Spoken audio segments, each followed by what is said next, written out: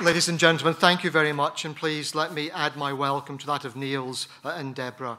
Manufacturing in the UK clearly faces a number of challenges, but at the same time, I do not think that at any time in our generation, this current generation, have we seen a greater opportunity for our sector. The lessons of the last 5 years, the banking crisis and the enduring recession, have led to a key desire, and I use that word importantly, desire, perhaps not yet implemented, but a desire to rebalance the economy, a renewed focus by government and the media on manufacturing and engineering, a focus on skills, innovation, supply chains, export, access to finance, all of which point to a much greater focus on, and of course a much greater relevance for our sector. David Friedman from Huthwaite International, proud to be associated with this launch.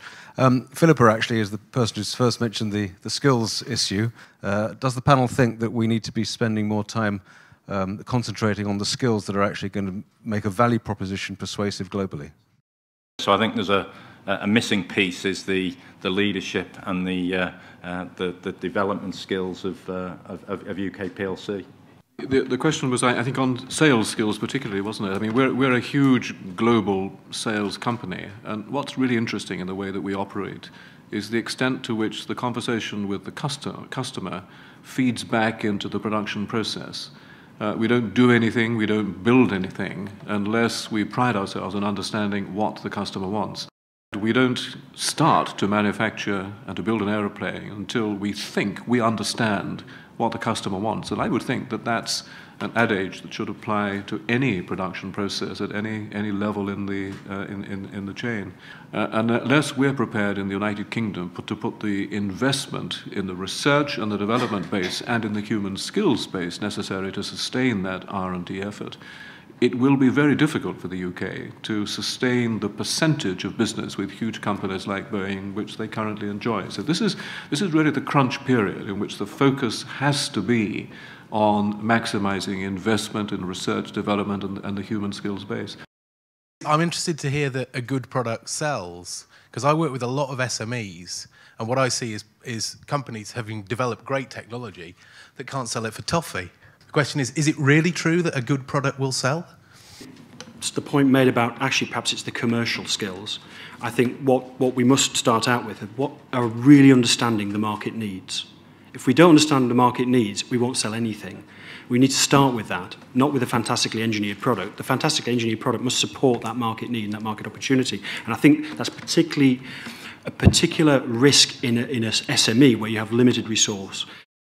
Hello, I'm Matthew Drumfield from Eggspan. We're an SME based in the Sheffield region. I'll start by thanking Huthwaite, because I stand here today having had the training, so I can speak highly of the sales training. So how do we access the problem as an SME? And so I think there's a great opportunity for fantastic salespeople to make a real difference. One of the key things here is making sure that industry, and I know that the large OEMs around the table are involved with their schools and their local community to raise the profile of what goes on in those businesses. And I think it comes back sort of full circle back to the schools debate. It's not just about the engineering and the STEM subjects, but also the commercial aspects, the sales side of it. This is probably a good point, just and to close the panel, just how do we just get whatever it is, the 10% of our GDP that comes from the manufacturing sector, which delivers 53% of our exports, 72% of our R&D, up to that figure measurably north of where it is now.